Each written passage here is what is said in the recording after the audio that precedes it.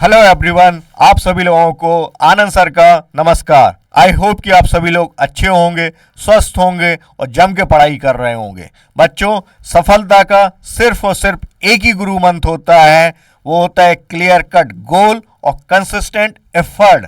अपने सिलेबस को timely complete करिए, खूब एमसीक्यू की प्रैक्टिस करिए और रिवीजन करिए। बच्चों, हम अपनी इस अभ्यास डीपीक्यू सीरीज में अपने जनरल अवेयरनेस के हर सेगमेंट को कवर करने वाले। हिस्ट्री को कवर करेंगे, हम पॉलिटी को कवर करेंगे, हम ज्योग्राफी को कवर करेंगे, हम इकोनॉमिक्स को कवर करेंगे, हम स्टैटिक जीके को कवर करेंगे, हम इसमें करंट अफेयर्स को भी कवर करेंगे। हम इसमें अपने सिलेबस का हर सेगमेंट कवर करने वाले हैं। बस आप इस सीरीज़ में बने रहिए। माई सेल्फ आनंद सर, और मैं जीएस और जीके की एक्सपर्ट फैकल्टी हूँ। मैंने अपनी इंजीनियरिंग एचबीटीआई कानपुर से की हुई है। मैं वेरियस सिविल सर्विस एग्ज़ाम में अपीयर्ड हुआ हूँ। मैंने यूपीएससी प्रीलिम्स 6 टाइम क्वालिफाइड किया हुआ है। यूपी पीसीएस, राजस्थान पीसीएस के इंटरव्यू में अपीयर्ड हुआ हूँ और पिछले कई सालों से मैं टीचिंग एंड मेंटरिंग में अपनी सेवाएं दे रहा हूँ। बच्चों, आज हम सेट नंबर 4 डिस्कस करने वाले हैं अपने अभ्यास डीपीक्यू सीरीज़ की जनरल अवेयरनेस सेगमेंट का। ठीक है, क्वेश्चन नंबर पहला हम देखते हैं। The economic survey 2025-26 tabled in parliament on January 29, 2026 was prepared by which division of ministry of finance. ठीक है, ये आपसे क्या पूछ रहा है। 29 जनवरी 2026 को संसद में प्रस्तुत आर्थिक सर्वेक्षण 2025 वित्त मंत्रालय के किस विभाग द्वारा तैयार किया गया था। और आपके ऑप्शन है बजट डिवीजन, इकोनॉमिक डिवीजन, आप रेवेन्यू डिवीजन और investment and public asset management division. तो सही जवाब क्या रहेगा इसका? सही जवाब है आपका इकोनॉमिक डिवीजन। आपका जो इकोनॉमिक डिवीजन है ये डिपार्टमेंट ऑफ इकोनॉमिक्स अफेयर के अंडर में आता है। एक मिनिस्ट्री को हम कई सारे डिपार्टमेंट में बांटते हैं, तो ये डिपार्टमेंट ऑफ इकोनॉमिक अफेयर्स। और इसको तैयार करने की जिम्मेदारी किसकी होती है? इसको तैयार करने की जिम्मेदारी होती है चीफ इकोनॉमिक एडवाइज़र। और वर्तमान में चीफ इकोनॉमिक एडवाइज़र कौन है आपके? डॉक्टर बी अनंता नागेश्वरम।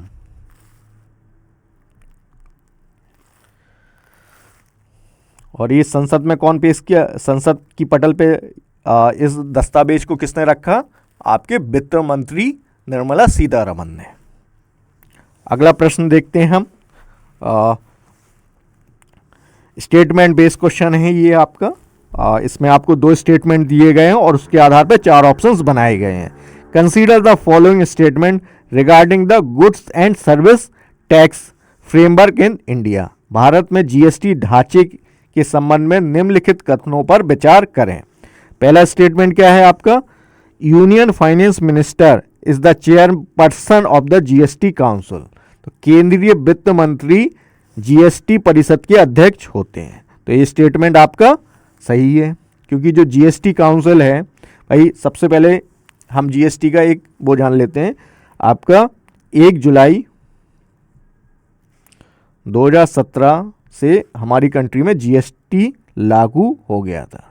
जीएसटी का मतलब क्या होता है? Goods and service tax. और ये कैसा टैक्स है? ये डेस्टिनेशन बेस्ड टैक्स है। ठीक है, और इसने किसको रिप्लेस किया? इसने रिप्लेस किया वैट को। वैट और अदर जो इनडायरेक्ट टैक्सेस हैं आपके, उनको इसने रिप्लेस किया। जीएसटी क्या है? आपका एक इनडायरेक्ट टैक्स है। Indirect tax. टैक्सेशन 2 तरह के होते हैं आपके, एक डायरेक्ट टैक्स होता है और एक इनडायरेक्ट। तो ये आपका इनडायरेक्ट टैक्स है। तो इसने कई सारे इनडायरेक्ट टैक्सेस को रिप्लेस किया, उसमें से एक वैट को भी इसने रिप्लेस किया। ठीक है, और 1 जुलाई को हम क्या मनाते हैं? GST day. GST day. अब इसके लिए संसद में एक संविधान संशोधन पेश किया गया था, और वो संविधान संशोधन था 101 कॉन्स्टिट्यूशनल अमेंडमेंट एक्ट। ठीक है, इस एक्ट के माध्यम से जीएसटी लागू किया गया। ठीक है, तो ये संशोधन भी आप याद रखिएगा। जीएसटी काउंसिल जो है, जो आपके आर्टिकल 279A है, उसके माध्यम से जीएसटी काउंसिल बनाया गया है आपका। ठीक है, तो जीएसटी काउंसिल कैसी संस्था है? एक संवैधानिक संस्था है। अब जीएसटी काउंसिल को कौन चेयर करता है? इसको करता है union finance minister. Finance minister. Detail में हम इसका जब हम जीएसटी को सेपरेटली देखेंगे तब मैं इसको डिटेल में बताऊंगा, इसका पूरा कंपोजिशन, इसके क्या क्या काम होते हैं। Union finance minister. ठीक है, तो ये स्टेटमेंट आपका सही है, पहला स्टेटमेंट आपका सही है। ठीक है, दूसरा स्टेटमेंट पढ़ते हैं हम। Petroleum products and alcohol are for human consumption are tax under GST. तो ये अभी वर्तमान में जो पेट्रोलियम प्रोडक्ट्स हैं, पेट्रोलियम प्रोडक्ट जैसे आपके petrol, diesel, kerosene, aviation fuels और अल्कोहल, ये अभी जीएसटी के दायरे से बाहर हैं। ठीक है, ये इन पे टैक्स अभी कौन लगा रहा है? इस पे टैक्स अभी इस पे क्या लग रहा है? बैट लग रहा है। ठीक है, तो ये स्टेटमेंट आपका गलत है। अब हमें ऑप्शंस में से देखना है कौन सा सही रहेगा हमारा। ऑप्शंस में ओनली 1 वाला। ठीक है, तो इसका सही जवाब क्या रहेगा? ओनली 1। अगला प्रश्न देखते हैं हम। Which 5-year plan of India 5-year plan of India 1961 से 66 is also known as the Gadgil Yojana. 1961 और 66 के बीच लागू की गई कौन सी पंचवर्षीय योजना गेटजेल योजना कहलाती है? ठीक है, अब देखो ऑप्शंस क्या क्या दिए गए। First 5-year plan, second 5-year plan, third 5-year plan, fourth 5-year plan. तब पहली पंचवर्षीय योजना, दूसरी पंचवर्षीय योजना, तीसरी पंचवर्षीय योजना और चौथी पंचवर्षीय योजना। तो आप सभी को पता है कि जो पहली पंचवर्षीय योजना थी उसका क्या समय काल था? इसका था 1991 से लेके 1956। और दूसरी का क्या था? 1956 से लेके 1961। और तीसरे का क्या था? 1961 से लेके 1966। अब चौथी 5-year प्लान कब आता है? अब जो 1966 से लेके 69 का जो पीरियड होता है, इसको हम क्या बोलते हैं? Plan holiday. प्लान हॉलीडे, या इस टाइम आपकी कोई पंचवर्षीय योजना नहीं चल रही थी, बट एनुअल प्लान चलाए जा रहे थे। एनुअल प्लान चल रहे थे इस पीरियड में।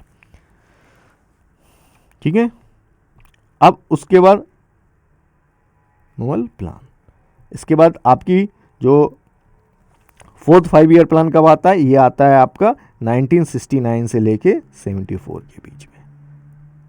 तो ये पूछ रहा है कि जो अब देखो टाइम पीरियड इसमें आपको पहले ही दे रखा है, तो आप बड़े आसानी से बता पाएंगे कि थर्ड 5-year प्लान गेटजेल योजना से संबंधित है। अच्छा, इसको गेटजेल योजना क्यों बोलते हैं? क्योंकि ये डॉक्टर गेटजेल द्वारा तैयार किए गए थे। जो आपका जो थर्ड 5-year प्लान है, ये किसके द्वारा तैयार किया गया था? ये आपका तैयार किया गया था डॉक्टर गेटजेल के द्वारा, इसलिए इनको इस थर्ड 5-year प्लान को हम गेटजेल योजना भी बोलते हैं। अच्छा, इसका लक्ष्य क्या था? इसका लक्ष्य था to establish a self reliant. हर योजना का, हर पंचवर्षीय योजना का अपना अपना एक फोकस एरिया होता है, हुआ करता था। तो थर्ड 5-year प्लान का था to establish a self reliant and self generating economy. Self generating economy, ये प्लान, इसी प्लान के आखिरी उस चरण में हमने आपका जो ग्रीन रेवोल्यूशन है उसको स्टार्ट किया था। ठीक है, तो और ये आपका फोकस एरिया था। फोकस एरिया था, फोकस एरिया। और एक गेटजेल फॉर्मूला भी है। एक जैसे गेटजेल योजना है, उसी तरीके से एक मिला जुला शब्द है गेटजेल योजना। और ये गेटजेल योजना किससे संबंधित है आपका? ये आपका distribution of central assistance to state. तब जो केंद्र सरकार द्वारा राज्य सरकारों को जो असिस्टेंस प्रोवाइड किया जाता है, उसके डिस्ट्रीब्यूशन से संबंधित था, गेटजिल फॉर्मूला। और ये कब आया था? ये आया था 1969 में। तो allocating of central assistance to state, ठीक है। अगला प्रश्न देखते हैं हम। अगला प्रश्न किससे संबंधित है आपका? Which of the following was not added to the directive principle of state policy by the 42nd constitutional amendment act 1976?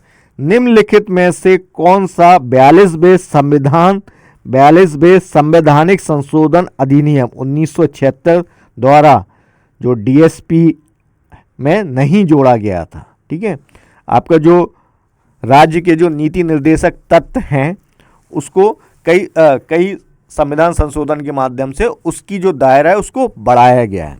अभी ये आपसे पूछा रहा है कि 42 में संविधान संशोधन के माध्यम से क्या नहीं जोड़ा गया। ठीक है, अब पहला पढ़ते हैं, पहला ऑप्शंस देखते हैं। Equal justice and free legal aid, इसमें आर्टिकल भी मेंशन किया गया है कि 39A समान न्याय और निःशुल्क कानूनी सहायता। ठीक है, अनुच्छेद 39A ये जोड़ा गया है आपका। 42वां क्या है? Participation of worker in management of industries, आपका आर्टिकल 43 है। उद्योगों के प्रबंधन में श्रमिकों की भागीदारी, अनुच्छेद 43A। ठीक है, promotion of cooperative societies 43B, सहकारी समितियों का संवर्धन अनुच्छेद, और protection of environment forest and wild life. तो जो आपका इसका सही जवाब क्या रहेगा? इसका सही जवाब रहेगा ऑप्शन नंबर सी, सहकारी समितियों का संवर्धन। देखो, जो 42वां संविधान संशोधन आया आपका 42nd कॉन्स्टिट्यूशनल अमेंडमेंट एक्ट, इसको आप क्या बोलते हो? मिनी कॉन्स्टिट्यूशन भी बोलते हो, मिनी कॉन्स्टिट्यूशन। और इसको इंदिरा गांधी गवर्नमेंट लेकर आई थी। कब लेकर आई थी? जब हमारी कंट्री में इमरजेंसी का पीरियड चल रहा था। ठीक है, तो 42 में संविधान संशोधन के माध्यम से जितने भी आपके डीएसपी जो राज्य के नीति निर्देशक तत्व में जो जोड़े गए हैं नए आर्टिकल्स, वो हमेशा आपके ई से स्टार्ट होंगे, जैसे 39A, 43A, ठीक है, 48A। अब ये जो प्रमोशन ऑफ कॉरपोरेटिव सोसाइटीज, ये भी आपका डीएसपी का ही पार्ट है, लेकिन इसको किस संविधान संशोधन के माध्यम से ऐड किया गया? इसको ऐड किया गया था आपका 97th कॉन्स्टिट्यूशनल अमेंडमेंट के माध्यम से। तो इसको किस माध्यम से ऐड किया गया था? 97th कॉन्स्टिट्यूशनल अमेंडमेंट एक्ट के माध्यम से। और ये जो 97th कॉन्स्टिट्यूशनल अमेंडमेंट है, इसने कई सारे बदलाव हमारे संविधान में किए। इसने क्या क्या किया आपका? इसने एक पार्ट को ऐड किया। पार्ट भाई, जो कोऑपरेटिव सोसाइटीज़ हैं वो आपकी किस पार्ट में मेंशन है? Part 9B। ठीक है, और कौन कौन से आर्टिकल कवर्ड हैं इसमें? कौन कौन से अनुच्छेद कवर्ड हैं? आर्टिकल 243 ZH से लेके 243 ZT तक। तो ये तो अनुच्छेद। और इसने 97 में एक तो आर्टिकल आपका डीएसपी में क्या? आर्टिकल 43B को जोड़ा, एडेड आर्टिकल। ठीक है, और इसने जो फंडामेंटल राइट्स हैं हमारे, आर्टिकल 19 का जो जिससे हमें कई सारी फ्रीडम मिलती हैं, उसमें भी राइट टू कोऑपरेटिव सोसाइटीज को एक फंडामेंटल राइट भी बनाया। तो आर्टिकल 19(1)(c). ठीक है, ये आपके कुछ जो 97 के माध्यम से किया गया। ठीक है, अगला प्रश्न देखते हैं। अगला प्रश्न किससे है? Consider the following statement about Mary Kom. ठीक है, MC मैरी कॉम के संबंध में निम्नलिखित कथनों पर विचार करें।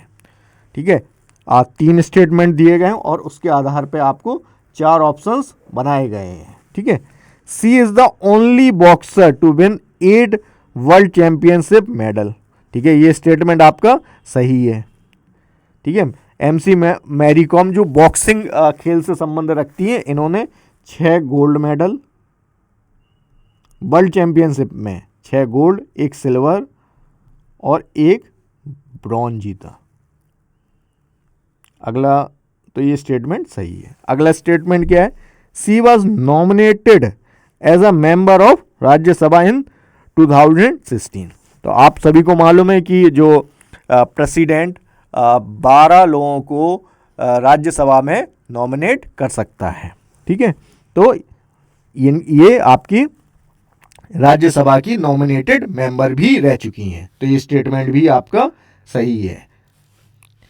सी was received Padma Vibhushan, Padma Bhushan and Padma Shri. तो उन्होंने जो पद्म सीरीज के जो अवार्ड्स हैं, ये तीनों अवार्ड्स इनको मिल चुके हैं। इन तीनों अवार्ड से ये सम्मानित महिला स्पोर्ट वोमेन है। ठीक है, तो ये थर्ड स्टेटमेंट भी आपका सही है। और आपके ऑप्शंस देखते हैं, ए में तो 1 और 2 ही है, बी में आपका 2 और 3 शामिल है, और सी में आपका 1 और 3 शामिल है, और डी में तीनों शामिल है। तो सही जवाब क्या रहेगा आपका? डी। मैरी कॉम आपकी किस स्टेट से संबंध रखती हैं? ये मणिपुर स्टेट से संबंध रखती हैं, और इनको ब्रॉन्ज मेडल मिला था किस? 2012 लंदन ओलंपिक में।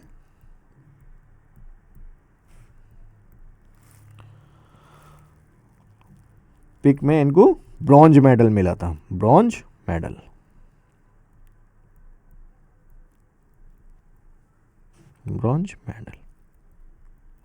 तो जो इंपॉर्टेंट स्पोर्ट पर्सन और स्पोर्ट वोमेन है, उनके बारे में हमें जानकारी होनी चाहिए। आपके एग्जाम में पीटी ऊषा से संबंधित पूछा भी जा चुका है। ठीक है, अगला प्रश्न देखते हैं हम। During the WEF 2026 meeting held in January, which Indian organisation was honoured at the Gaffa giving to amplify earth action award. Okay, जनवरी में वर्ल्ड इकोनॉमिक फोरम 2026 की बैठक के दौरान किस भारतीय संगठन को गाफा पुरस्कार से सम्मानित किया गया? तो ये वर्ल्ड इकोनॉमिक फोरम, ये संस्था कहाँ की है आपकी? वर्ल्ड। सबसे पहले ये देख लेते हैं कि ये वर्ल्ड इकोनॉमिक फोरम क्या है। सबसे पहले तो WEF का मतलब है आपका वर्ल्ड इकोनॉमिक फोरम।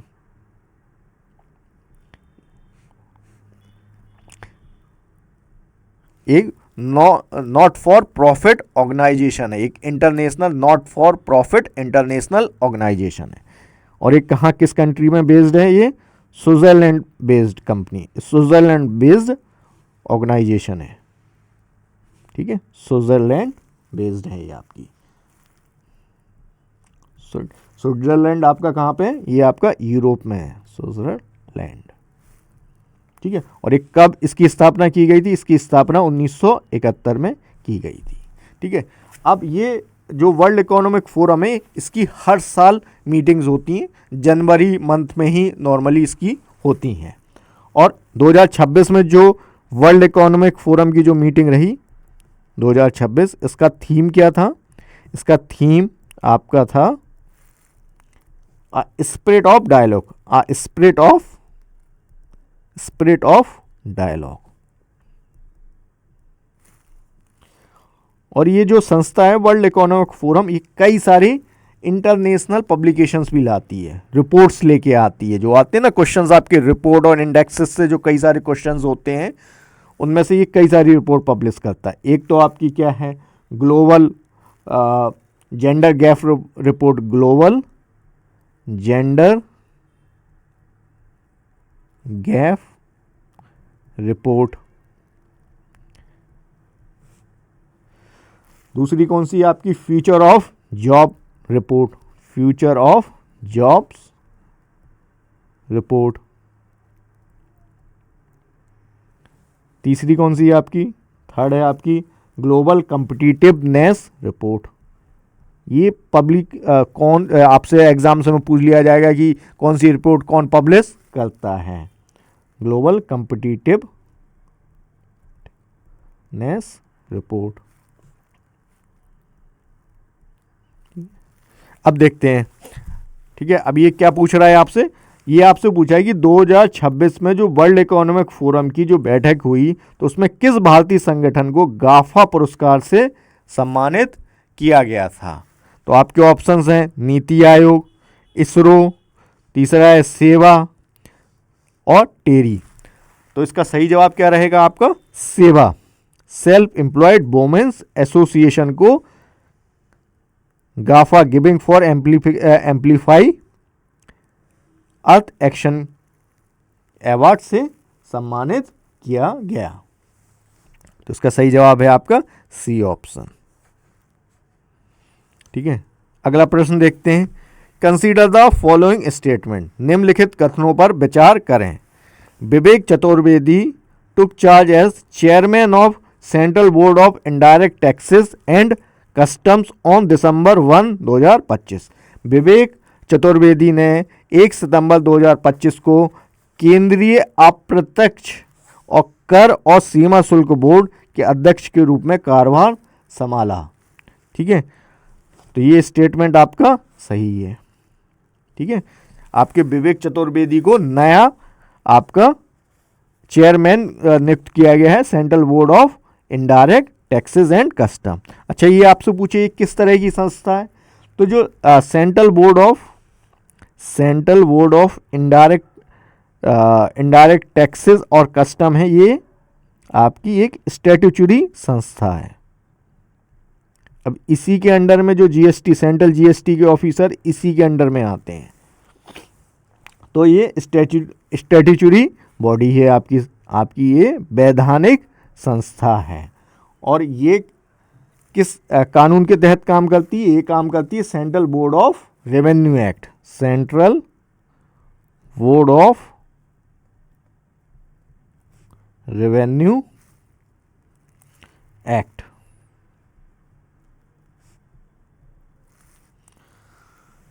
नाइनटीन 63, ठीक है। तो ये स्टेटमेंट आपका सही है।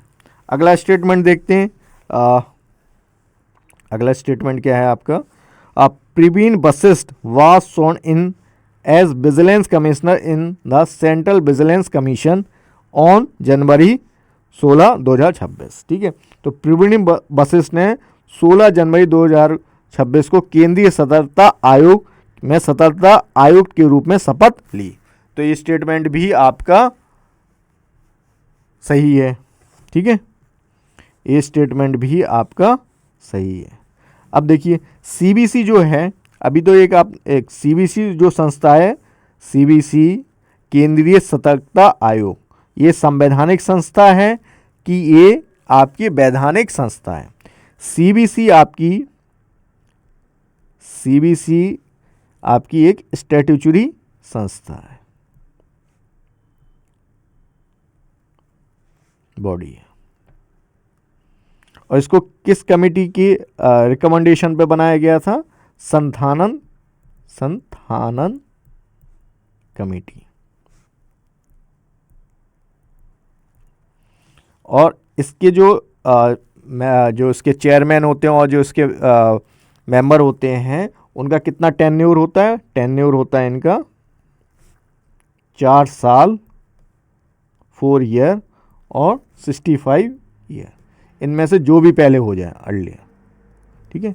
और इसको अपॉइंट कौन करते हैं, अपॉइंट तो राष्ट्रपति ही करेंगे। जितने भी आपके क्लास 1 ऑफिसर्स होते हैं उनको सब अपॉइंट आपके राष्ट्रपति ही करेंगे, बट किसकी रिकमेंडेशन पे, पीएम और होम मिनिस्टर और leader of opposition in Lok Sabha, leader of opposition in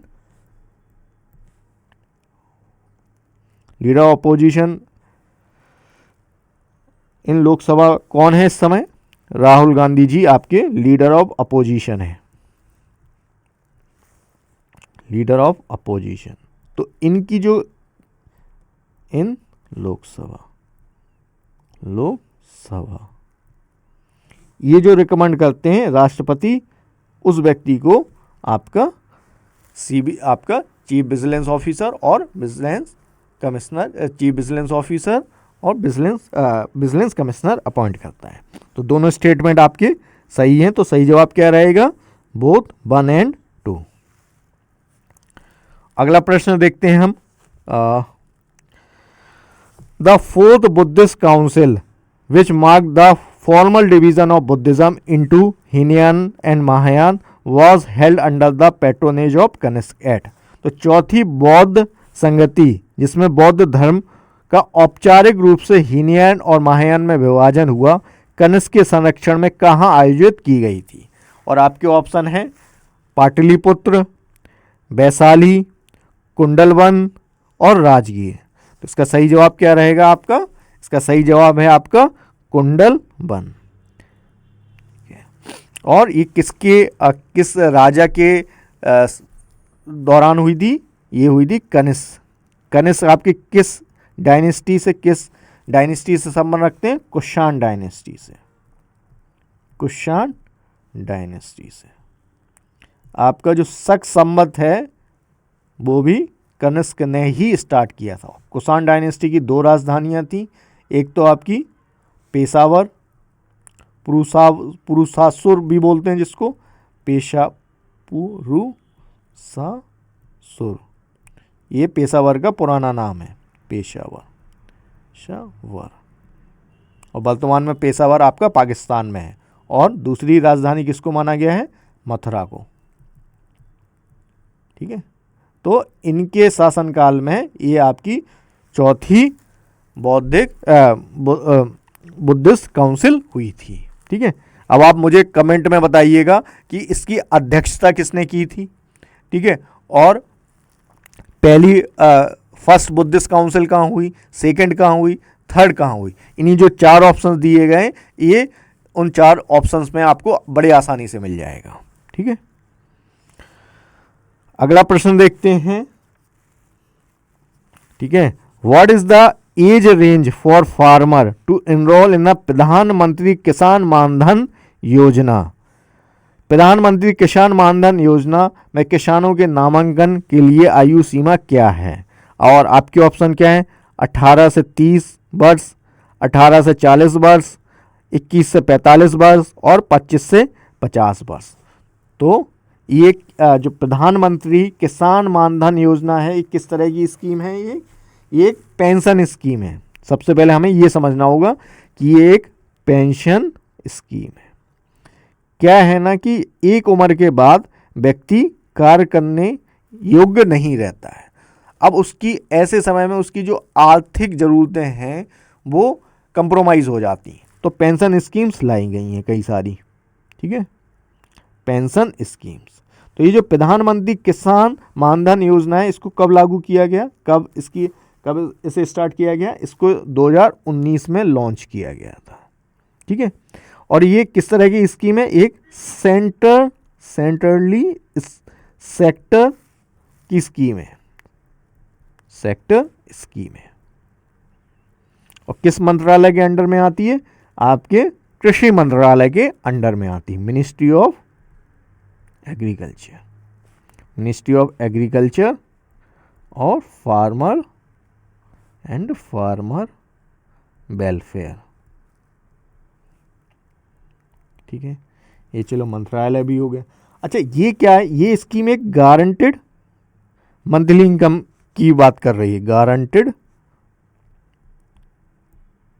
monthly income कितनी मिलने वाली है?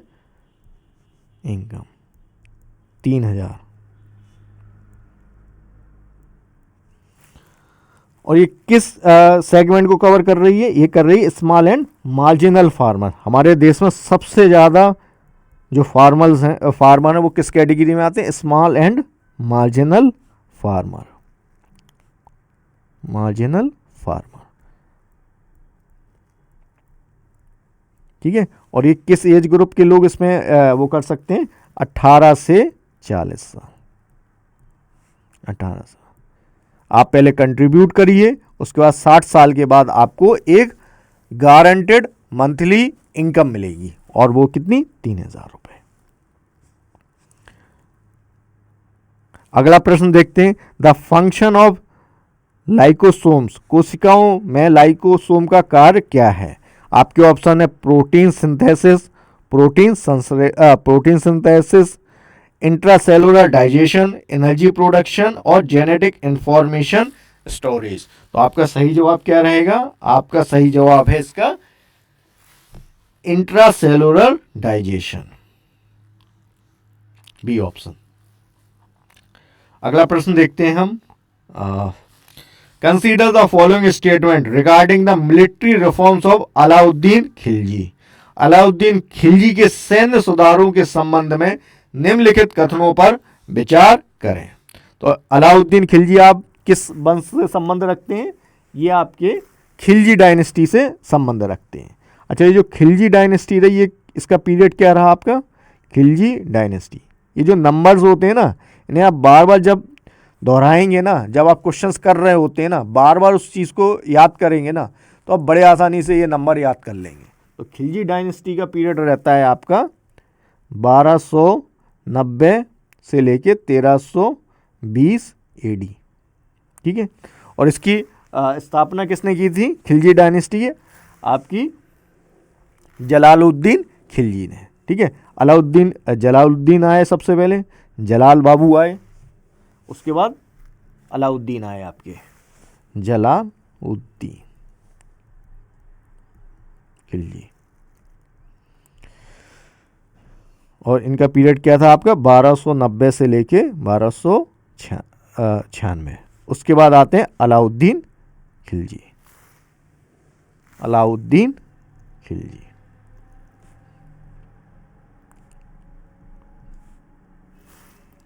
अलाउद्दीन खिलजी का पीरियड क्या रहता है आपका? 1296 से लेके 1316। ठीक है। अब देखिए अलाउद्दीन खिलजी से संबंधित दो आपके स्टेटमेंट दिए गए हैं। पहला है he was the first sultan of Delhi Sultanat to maintain a permanent standing army paid in cash. ठीक है। तो ये आपसे क्या कह रहा है कि अलाउद्दीन खिलजी पहला दिल्ली सल्तनत का पहला सुल्तान है जिसने एक परमानेंट स्टैंडिंग आर्मी रखी और उनको वेतन में नगद में पेमेंट दी, कैश में पेमेंट दी। पहले होता क्या था ना कि जो इक्तदारी सिस्टम आपको मालूम होगा, इक्तदारी सिस्टम में, एकता सिस्टम में जो पेमेंट होती थी ना, वो एक ज़मीन के माध्यम से होती थी कि आपकी सेवाओं के बदले राजा उनको ज़मीन दे देता था। ठीक है। लेकिन अलाउद्दीन खिलजी ने क्या किया? कैश में पेमेंट किया। और ये क्यों किया उसने? करप्शन को रोकने के लिए। ठीक है। तो ये स्टेटमेंट आपका, पहला स्टेटमेंट आपका बिल्कुल सही है। दूसरा स्टेटमेंट देखते हैं। ही इंट्रोड्यूस द दाग एंड चेहरा सिस्टम टू प्रिवेंट करप्शन। उसने भ्रष्टाचार रोकने के लिए दाग और चेहरा प्रणाली शुरू की। तो ये स्टेटमेंट भी आपका सही है। दाग का क्या मतलब होता था? दाग का मतलब ब्रांडिंग ऑफ हॉर्स। दाग, ब्रांडिंग ऑफ हॉर्स, कि भाई ये किसका हॉर्स, किसका ये घोड़ा होगा। चेहरा क्या है आपका? इसमें क्या है कि जो सिपाही होता था उसका एक चेहरा बनाया जाता था, जिसको क्या बोलते हैं आप? Descriptive role of soldier. Descriptive role of soldier. ठीक है। तो ये दो व्यवस्थाएं उसने करप्शन को रोकने के लिए की थी। तो दोनों स्टेटमेंट आपके सही हैं। तो आपका सही जवाब क्या रहेगा? Both B and 1 and 2। और अलाउद्दीन खिलजी से कौन संबंध रखता है आपका? अलाउद्दीन खिलजी ने मार्केट रिफॉर्म्स भी किए। Market reforms.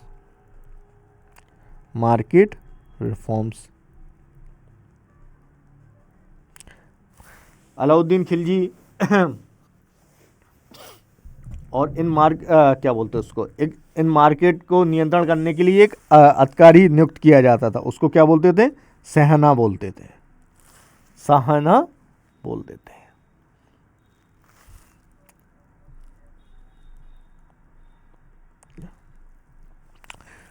तो अगला प्रश्न हम देखते हैं।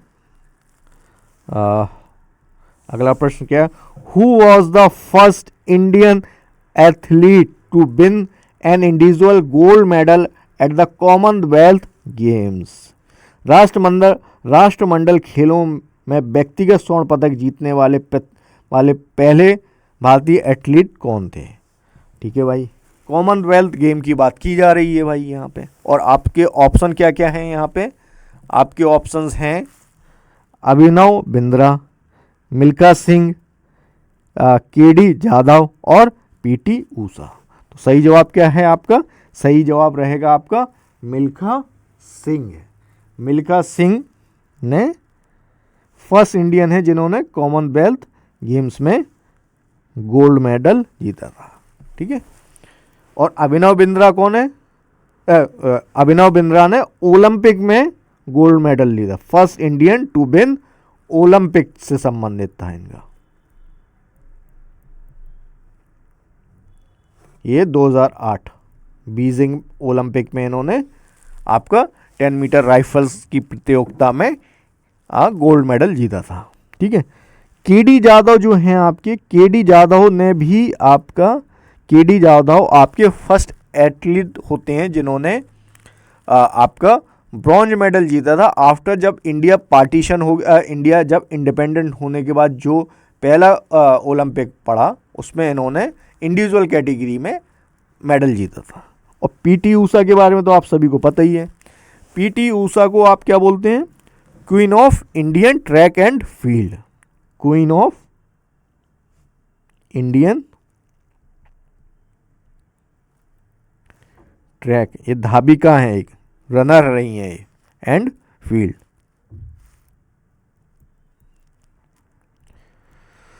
और इन्होंने 1984 का जो आपका ओलंपिक हुआ उसमें ये ब्रॉन्ज पदक जीतने से क्या बोलते हैं उसको, 1/100 सेकेंड के अंतराल में इन्होंने 400 मीटर की दौड़ में पदक जीतने से पदक नहीं जीत पाती हैं। ठीक है, कितने कम समय में आप देखिए एक महिला एथलीट आपकी गोल्ड आपका ब्रॉन्ज मेडल नहीं जीत पाती हैं। ठीक है, ये आपका पूछा भी गया हुआ है। तो जब आप देखिए, जब आप अपने प्रीवियस ईयर क्वेश्चंस पेपर लगा रहे हो तो जो ऑप्शंस आपको दिए गए हों उनके बारे में भी थोड़ी जानकारी ज़रूर जुटा लिया करें। ये चारों नाम अपने आप में महत्वपूर्ण हैं, सबने कुछ ना कुछ किसी न किसी इवेंट में कुछ अच्छा परफॉर्म किया हुआ है। अगला प्रश्न देखते हैं, which of the following statement accurately describe the Arya Samaj. निम्नलिखित में से कौन से कथन आर्य समाज का सही वर्णन करते हैं। ठीक है, पहला स्टेटमेंट देखते हैं हम, इट वॉज फाउंडेड इन 1875 इन बॉम्बे। इसकी स्थापना 1875 में बॉम्बे में हुई थी। ठीक है भाई, ये स्टेटमेंट आपका बिल्कुल सही है। ठीक है, स्थापना किसने की थी, आचार्य दयानंद सरस्वती ने। ठीक है, आर्य समाज से कौन संबंधित हैं आपके, आचार्य दयानंद सरस्वती। ठीक है, तो ये इसकी स्थापना आपकी आचार्य दयानंद सरस्वती ने की थी। अगला प्रश्न अगला स्टेटमेंट देखते हैं, तो ये स्टेटमेंट आपका सही है, it is a monotheistic Hindu movement. ये भी सही है, क्योंकि जो आर्य समाज होता है, आर्य समाज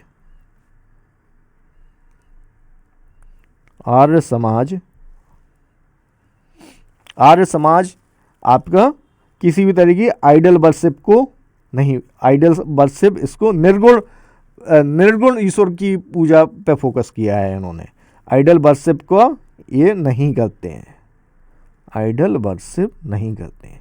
जो आपके जैसे ब्रह्मो समाज हुआ या जो ब्रह्मो समाज जो बनाई गई थी राजा राम मोहन रॉय द्वारा, वो भी आइडल वर्शिप नहीं था, आइडल वर्शिप के अगेंस्ट थे वो लोग।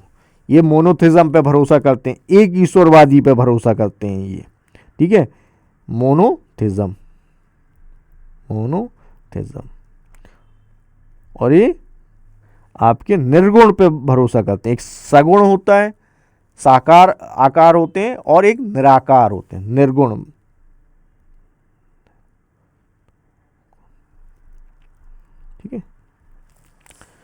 और स्थापना आपकी आचार्य दयानंद सरस्वती ने की थी। तो ये स्टेटमेंट भी सही है। अगला स्टेटमेंट देखते हैं, it promote the infallible authority of Veda, यह वेदों के अचूक अधिकार को बढ़ावा देता है। तो जो आर्य समाज है ये वेद की सच्चाई को स्वीकार करते हैं, ठीक है। ये वेद पे एक मतलब इनकी जो टीचिंग्स हैं वो वेद पे, ये वेद के जो अच्छा स्वरूप है उस पे भरोसा रखते हैं। तो ये स्टेटमेंट भी आपका सही है, ठीक है।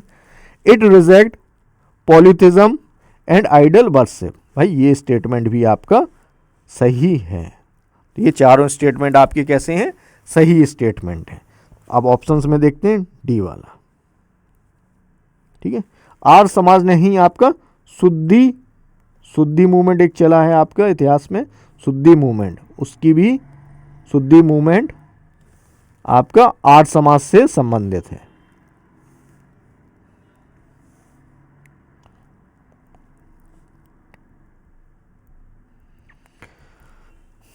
इन्होंने आपकी शिक्षा के क्षेत्र में बहुत योगदान दिया है। जो डीएवी कॉलेज हैं, दयानंद एंग्लो,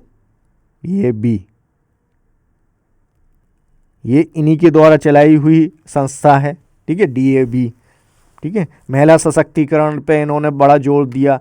ये जातिगत भेदभाव और जन्म के आधार पर जाति के खिलाफ थे, ठीक है। ये किसी भी तरह के जातिगत भेदभाव को नहीं मानते थे, ठीक है।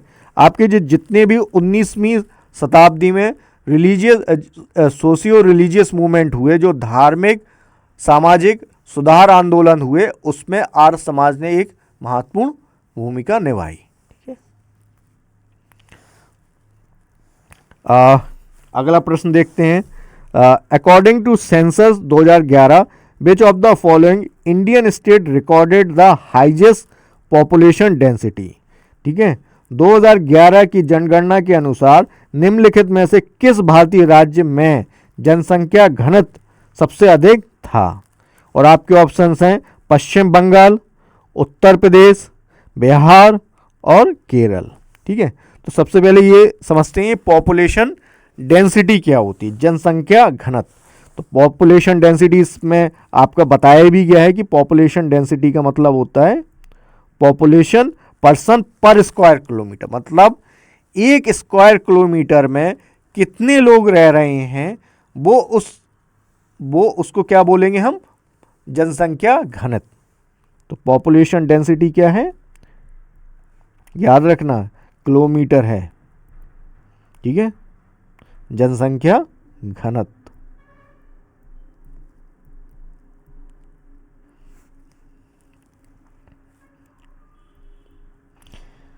भाई जो सेंसस है ये बहुत इंपॉर्टेंट, जो आपके जनसंख्या संबंधी आंकड़े होते हैं ये हमेशा एग्जाम पॉइंट ऑफ व्यू से बहुत इंपॉर्टेंट होते हैं। और अभी वर्तमान में आपकी जनगणना कब होनी है, ये होनी है आपकी 2027 में। तो अभी हमारे पास जो आंकड़े मौजूद हैं वो 2011 के आंकड़े मौजूद हैं, इसलिए एग्ज़ाम में उससे प्रश्न बहुत पूछे जा रहे हैं। तो आपके पर्सन पर स्क्वायर किलोमीटर, पर्सन पर स्क्वायर किलोमीटर, ठीक है। तो राज्यों की कैटेगरी में कौन है सबसे ज़्यादा, सबसे ज़्यादा है राज्यों की स्टेट कैटेगरी में, आपके स्टेट कैटेगरी में आपका बिहार सबसे ऊपर है जनसंख्या घनत्व के मामले में, बिहार है। और कितना जनसंख्या घनत्व है, ये आपका 1102, ये 2000 सेंसस 2000 के अनुसार है, सेंसस 2011, ठीक है। और आपकी यूनियन टेरिटरी की श्रेणी में यदि देखें तो किसका है, यूनियन टेरिटरी वाली। भाई आंकड़ों को हम स्टेट वाइज भी देखते हैं और यूनियन टेरिटरी वाइज भी देखते हैं।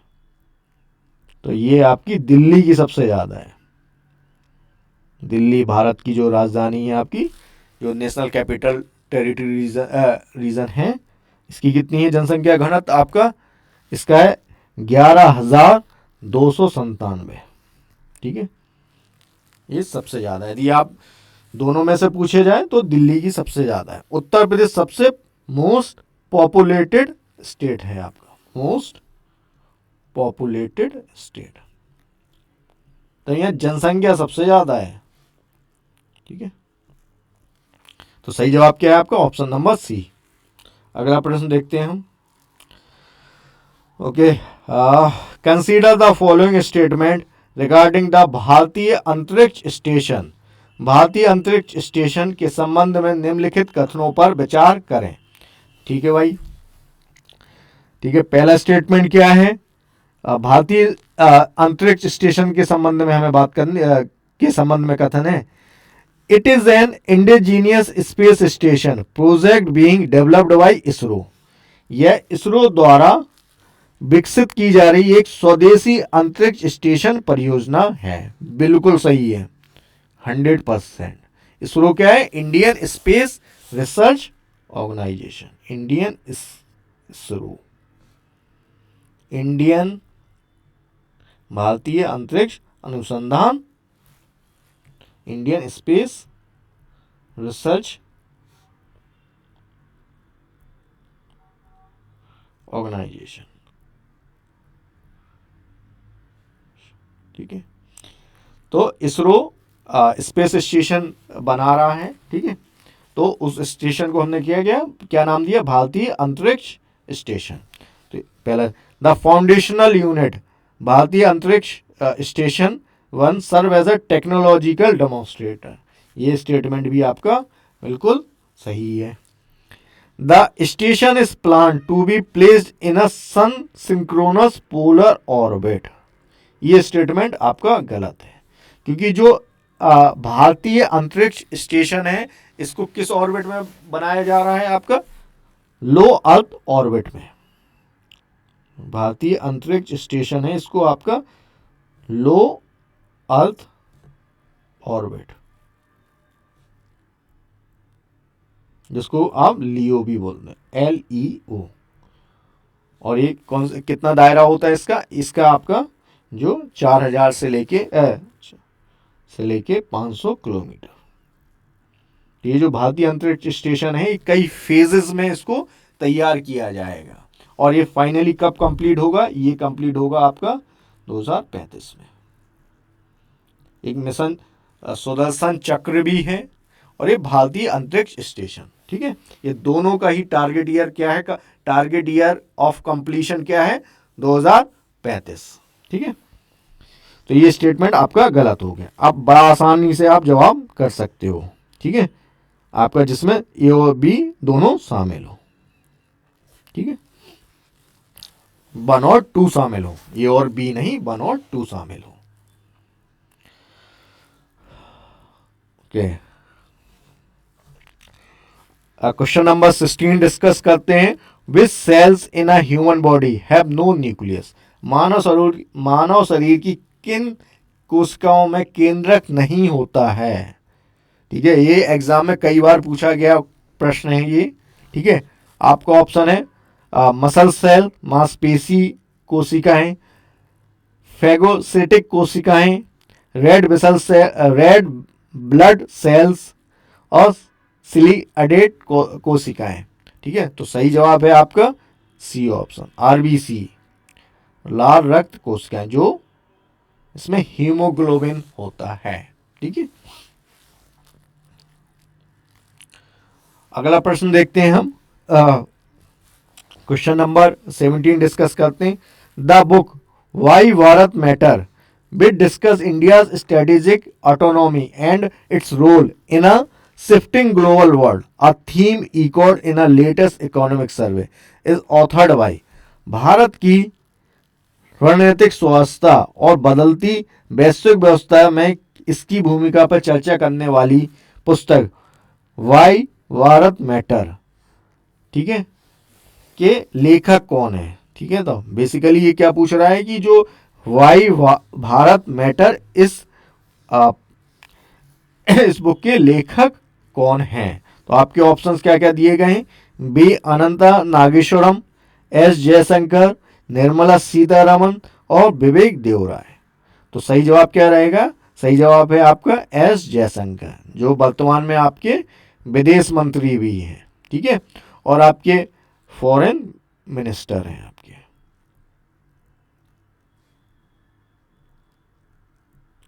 ठीक है, बी अनंता राव आपके कौन है, चीफ इकोनॉमिक एडवाइजर हैं। निर्मला सीतारमन आपकी क्या है, फाइनेंस मिनिस्टर।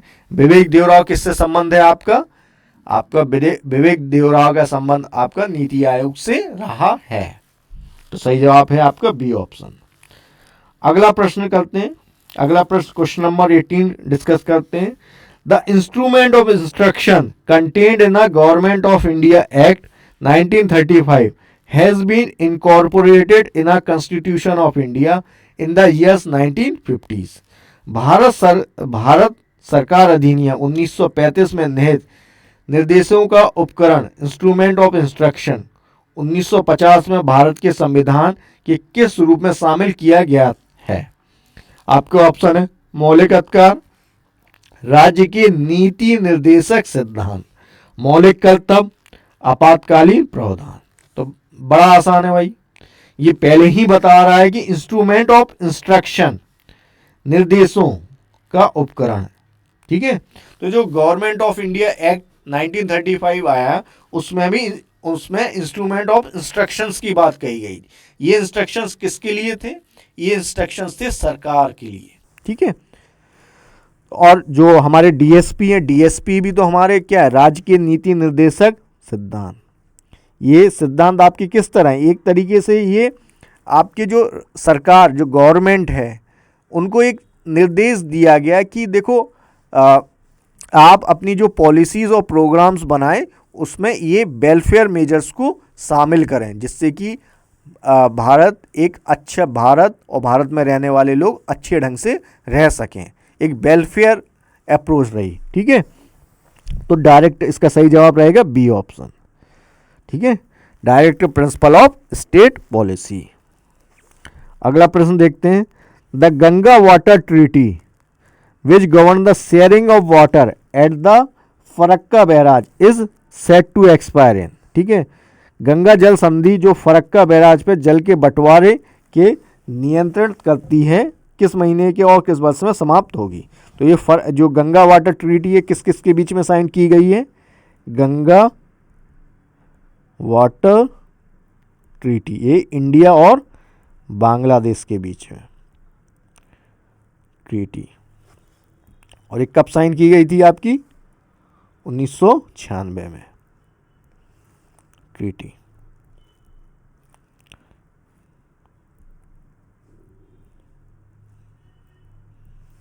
किस किस के बीच में ये आपकी साइन की गई थी, इंडिया एंड बांग्लादेश। ये 30 साल के लिए साइन की गई थी। अब ये एक्सपायर कर रही है कब, आपका दिसंबर 2026 में, ठीक है। तो सही जवाब क्या रहेगा आपका 2026 में। और उसी तरीके से एक इंडस वाटर ट्रीटी किस किस के बीच में साइन की गई थी, इंडिया और पाकिस्तान के बीच में। तो ये जो ट्रीटीज़ हैं इंपॉर्टेंट, इनके बारे में ज़रूर पता होना चाहिए। अगला प्रश्न देखते हैं। Which of the following phenomena is responsible for the mirage observed in desert? रेगिस्तानों में देखी जाने वाली मृत मारीचा के लिए कौन सी घटना जिम्मेदार है, ठीक है। आपके ऑप्शंस हैं interference of light, diffraction of light, total internal reflection, polarisation of light. प्रकाश का व्यक्तीकरण, प्रकाश का विवर्तन, पूर्ण आंतरिक परावर्तन और प्रकाश का ध्रुवीकरण। तो सही जवाब क्या है आपका, सही जवाब रहेगा आपका टोटल इंटरनल रिफ्लेक्शन। जो टोटल इंटरनल रिफ्लेक्शंस है उसकी वजह से आपको मिराज दिखाई देती है रेगिस्तान में। अच्छा, ये जो टोटल TIR है जिसको आप TIR भी बोल रहे हैं, ये कई सारे फिनोमिनास के लिए जिम्मेदार है। जैसे आपके जो डायमंड की चमक होती है वो भी आपका TIR की वजह से होती है। डॉक्टर्स एक एंडोस्कोपी करते हैं तो एक इंस्ट्रूमेंट का इस्तेमाल करते हैं एंडोस्कोपी के लिए, वो भी आपका TIR पे ही बेस्ड होता है। ऑप्टिकल फाइबर्स जो ऑप्टिकल फाइबर्स में भी जो ऑप्टिकल फाइबर्स है आपका, उसमें भी ऑप्टिकल फाइबर उसमें भी आपका TIR का ही इस्तेमाल हो रहा है। ठीक है, तो ये प्रिंसिपल बहुत इंपॉर्टेंट है। ओके, अगला प्रश्न देखते हैं।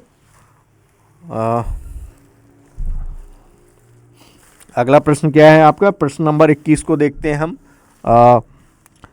On the eve of 17 Republic day in 2026 the president of India approve the conferment of 131 Padma awards. Which of the following statement correct describe the distribution of these awards across categories. भाई 26 जनवरी की पूर्व संध्या पे राष्ट्रपति ने पद्म awards को announce किया। 131 लोगों को पद्म अवार्ड्स दिए गए हैं। आपको मालूम है पद्म 3 श्रेणी में दिए जाते हैं। जो पद्म अवार्ड हैं आपके, इनको 3 श्रेणी में दिया जाता है। एक तो पद्म विभूषण है आपका, पद्म भूषण है आपका, और एक पद्म श्री है। ठीक है, ये 3 कैटेगरीज में पद्म अवार्ड्स दिए जाते हैं। ठीक है, तो ये आपसे पूछा है कि टोटल तो 131 हो गए।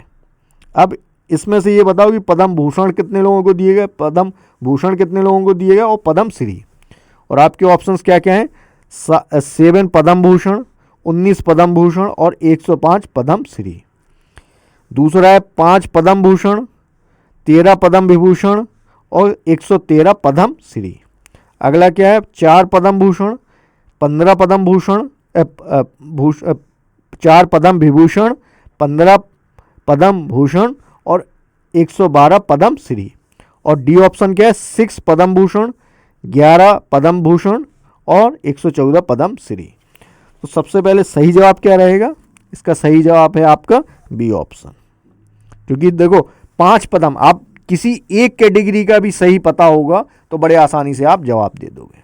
तो 5 लोगों को पद्म विभूषण से सम्मानित किया गया, 13 लोगों को पद्म भूषण से सम्मानित किया गया और आपके 113 लोगों को पद्म श्री से सम्मानित किया गया। इनका जो जोड़ है वो देखना 131 आ रहा होगा। ठीक है, तो इसका बी ऑप्शन सही रहेगा। अगला प्रश्न देखते हैं। Which of the following statement is और आर करेक्ट। निम्नलिखित में से कौन सा कथन सही है? और 3 स्टेटमेंट आपको दिए गए। Sattriya is the oldest classical dance form of India. तो जो सतारिया भारत का सबसे पुराना शास्त्रीय नृत्य है, ये स्टेटमेंट आपका गलत है। क्योंकि भरतनाट्यम है आपका सबसे ओल्डेस्ट क्लासिकल डांस माना गया है। ठीक है, टोटल कितने आपके क्लासिकल डांस हैं? आपके 8। ठीक है, और सतारिया किस स्टेट से संबंध रखता है आपका? ये आपका असम स्टेट से संबंध रखता है, असम से संबंधित रखता है। लेकिन ये ओल्डेस्ट क्लासिकल डांस नहीं है हमारा। ठीक है, ओल्डेस्ट क्लासिकल डांस है हमारा भरतनाट्यम। तो स्टेटमेंट आपका गलत हो गया। अब बड़े आसानी से आपको जवाब मिल जाएगा। देखो ए में भी शामिल है, ए में भी 1 है, सी में भी 1 है और डी में भी 1 है। तो तीनों ऑप्शंस को एलिमिनेट कर दो, आपको ऑटोमेटिकली आपका जवाब मिल गया। ठीक है, इसको क्या बोलते हैं? Elimination technique. इस तरह के ऑप्शंस में क्या होता है कि आपके सामने आपको 3-4 स्टेटमेंट तो दिए गए होंगे, लेकिन यदि आपको 1 या 2 स्टेटमेंट भी सही पता है ना, तो आप बड़े आसानी से अपना जवाब खोज लेते हैं, सही जवाब आपको मिल जाता है। और एग्ज़ाम में क्या इंपॉर्टेंट रखता है? एग्ज़ाम में इंपॉर्टेंट रखता है आपका जवाब जो आप फाइनल करने वाले हैं। ठीक है, अब आगे के 2 स्टेटमेंट हम देख लेते हैं फिर भी। Tribhanga pose is a unique feature of Odissi dance. भाई ये बिल्कुल सही है। ओडिसी डांस जो कि कहाँ से संबंध रखता है? ओडिसी डांस आपका संबंध रखता है, नाम से ही पता चल रहा है, उड़ीसा स्टेट से। उड़ीसा, ठीक है, उड़ीसा। और उड़ीसा स्टेट से एक और डांस संबंध रखता है, गोटी पुआ। ठीक है, अब मोहिनी, अगला स्टेटमेंट देखते हैं। मोहिनी, ये स्टेटमेंट आपका सही है। अगला स्टेटमेंट देखते हैं। Mohini Attam is a classical dance form traditionally performed by man. तो ये स्टेटमेंट आपका गलत है, क्योंकि मोहिनी अट्टम नाम से ही पता चल रहा है मोहिनी, मोहिनी किसी महिला का नाम हो सकता है। तो ये डांस किसके द्वारा परफॉर्म किया जाता है? ये डांस परफॉर्म किया जाता है सिर्फ और सिर्फ महिलाओं द्वारा। ठीक है, तो ये स्टेटमेंट आपका गलत है। ठीक है, और मोहिनी अट्टम किस स्टेट से संबंध रखता है? मोहिनी अट्टम आपका केरला स्टेट से संबंध रखता है। ये भी एक क्लासिकल डांस है और ये केरला स्टेट से संबंध रखता है। ठीक है, तो आपका सही जवाब क्या रहेगा? Option number B. अगला प्रश्न देखते हैं। क्वेश्चन नंबर 23 देखते हैं। Who was the first chief election commissioner of India? भारत के पहले मुख्य चुनाव आयुक्त कौन थे? और आपके ऑप्शन है KBS Sundaram, Sukumar Sen, TN session और BS रमा देवी। तो इसका सही जवाब क्या है? आपका सही जवाब है आपका सुकुमार सेन। सुकुमार सेन भारत के प्रथम चुनाव आयुक्त थे और इन्हीं के लीडरशिप में आपका पहला जो फर्स्ट जनरल इलेक्शन हुआ वो संपन्न हुआ था। और जो ठीक है, बाकी BS रमा देवी कौन है आपकी? BS रमा देवी आपकी फर्स्ट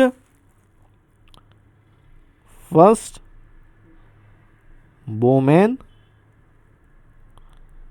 चीफ इलेक्शन कमिश्नर।